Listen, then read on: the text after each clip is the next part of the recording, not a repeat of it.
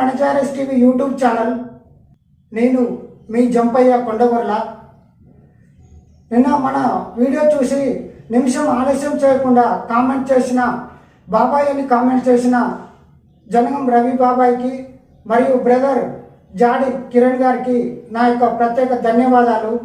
ఈరోజు ఇద్దరితో స్టార్ట్ అయిన ఈ కామెంట్స్ రేపు వందలు వేలు లక్షల్లో కూడా వెళ్తాయి. ఎందుకంటే అంత దమ్మున్న కంటెంట్ మరియు టాపిక్స్ మనచారస్ టీవీ దగ్గర ఉన్నాయి.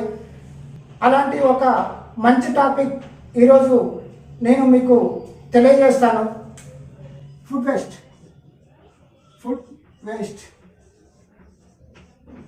వేస్ట్ ఆహార వ్యర్థాలు.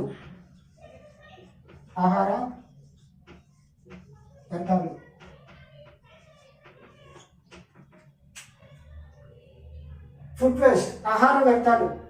వృధా చేసిన మరియు చేస్తున్న ప్రతి అన్నపు గింజపై ఒక రైతు కన్నీరు కష్టం ఉంటుంది. మిలియన్ల మంది రోజు ఆకలితో నిద్రిస్తారు. మరి కొంతమంది ఆహారాన్ని చెత్తలో వేస్తారు. My dear brothers and sisters, మనం ఆహారాన్ని వృధా చేయరాదు. ఆహారాన్ని వృధా చేయడం అంటే రైతు కష్టాన్ని మనం అవమానించడమే. అవసరమైనంత తినండి, సాధ్యమైనంత వరకు ఆదా చేయండి, ఆహారాన్ని గౌరవించండి.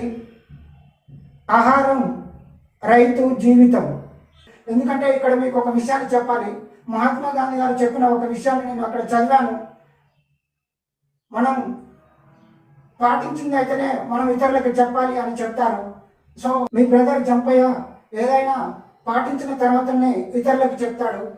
సో నేను ఫుడ్ని వేస్ట్ చేయట్లేదు, మీరు కూడా వృధా చేయొద్దని కోరుకుంటూ మనందరం రైతుని గౌరవించాలి. తన యొక్క కష్టాన్ని మనం గౌరవించి ఆహారాన్ని వృధా చేయొద్దని మీ అందరినీ కోరుకుంటున్నాను.